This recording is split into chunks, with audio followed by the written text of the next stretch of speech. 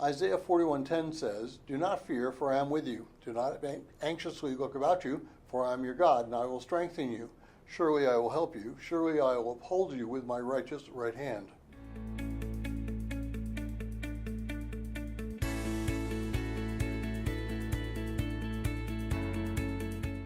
Well, if you're joining us in reading through this 90-day reading plan, today's reading is Isaiah 41, and I encourage you to read that passage.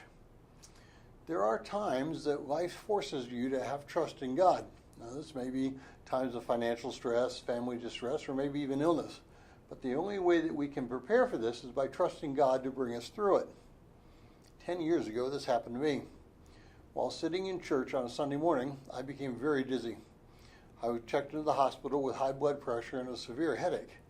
In the morning, they ran a test, and when the test ended, I suffered 5 strokes, all at once. I remember after regaining consciousness, asking myself what had happened. At one point, I thought my body was really faking itself out. I remember trying to move my right arm and not being able to.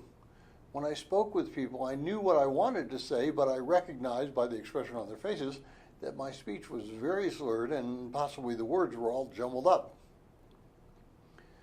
Almost 1 year later, spending most of it in rehabilitation, I began to function reasonably normally again, but with certain limitations.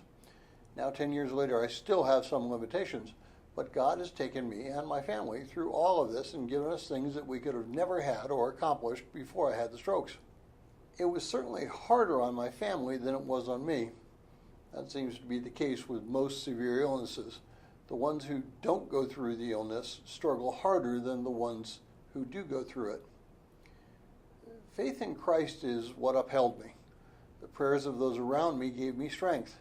And while the things will never return to the way before, God has blessed me in more ways than I could have ever imagined. I am not suggesting that someone relish the idea of a struggle. But by placing yourself in God's hand during your struggle, you will find that He raises you up to heights that you never thought you could have or accomplish.